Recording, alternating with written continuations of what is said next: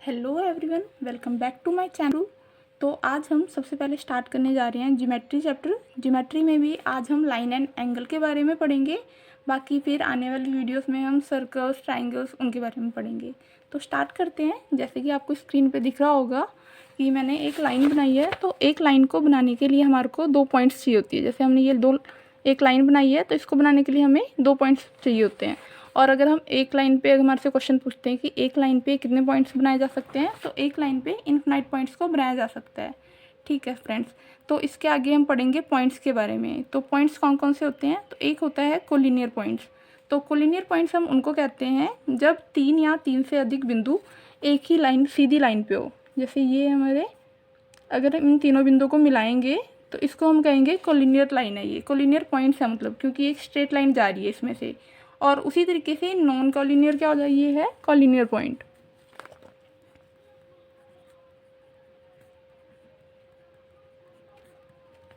वैसे ये हम पढ़ेंगे नॉन कॉलिनियर पॉइंट्स क्या होते हैं।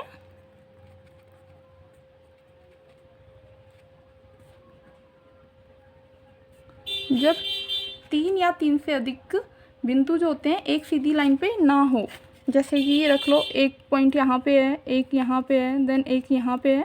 तो जब हम इन पॉइंट्स को मिलाएंगे तो ये एक नॉन कॉलिनियर पॉइंट्स होते हैं। ठीक है, और 3 नॉन कॉलिनियर पॉइंट्स को मिला के हम एक ट्राइंगल बना सकते हैं। जैसे ये ले लिए हमने 3 नॉन कॉलिनियर ले लिए पॉइंट्स, उसको मिलाएंगे तो एक ट्राइंगल बन जाएगा। ऐसे ले सकते हैं हम, कहीं पे भी ले सकते हैं, मतलब कहीं पे भी आप 3 पॉइंट्स ले सकते हो। उसको जब आप मिलाओगे तो एक ट्राइंगल बन जाएगा।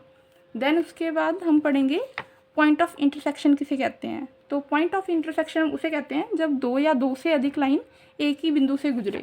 जैसे कि हमने ये डॉट ले लिया है, इसका नाम दे दो आप ए। अब इससे एक लाइन ये जा रही है, सेकंड ये जा रही है, मतलब जितनी मर्जी लाइंस जो जा रही है इसी सेंटर से होके जा रही है। तो इस सेंटर को हम कहेंगे पॉइंट ऑफ इंटरसेक्शन। इस पॉइंट को कहेंगे हम पॉइंट ऑफ इंटरसेक्शन।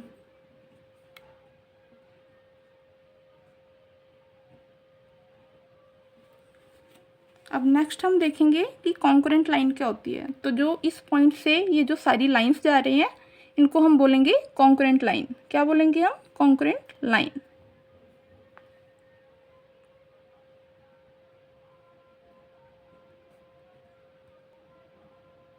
तो अब हम पढ़ेंगे लाइंस के बारे में।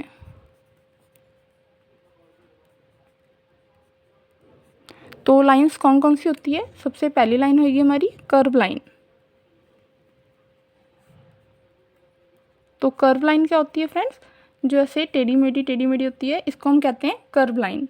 देन इसके बाद हम पढ़ेंगे स्ट्रेट लाइन क्या होती है। स्ट्रेट लाइन, तो ये स्ट्रेट लाइन होती है फ्रेंड्स। देन थर्ड हम कॉन्करेंट लाइन अभी पढ़ चुके हैं ऑलरेडी।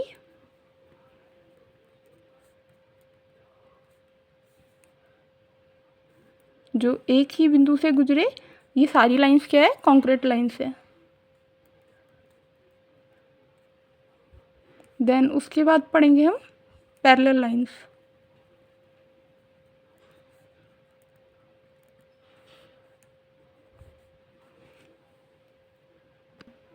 तो फ्रेंड्स, पैरेलल लाइंस वो लाइंस होती है जो कभी भी एक दूसरे से नहीं मिलती है। जैसे ये लाइन है ए और ये लाइन है बी, तो ये जितनी भी हम इसको आगे बढ़ा लें ये कभी भी एक दूसरे से टच नहीं होंगी। ये लाइंस ऐसे हो सकती हैं, ऐसे भी हो सकती है, किसी भी तरीके से होंगी, बट ये है कि इनको बढ़ाने पे ये आपस में कभी भी नहीं मिलती है। तो इनको कहते हैं हम पैरेलल लाइंस। तो नेक्स्ट है हमारा ट्रांसवर्सल लाइन।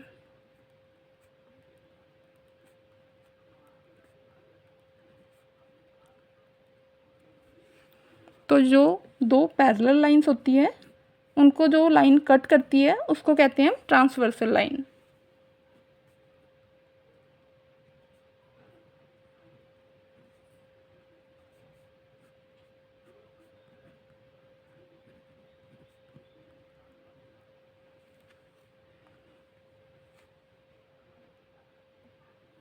तो इन पैरेलल लाइन और ट्रांसवर्सल लाइन पे काफ़ी सारे क्वेश्चंस बनते हैं।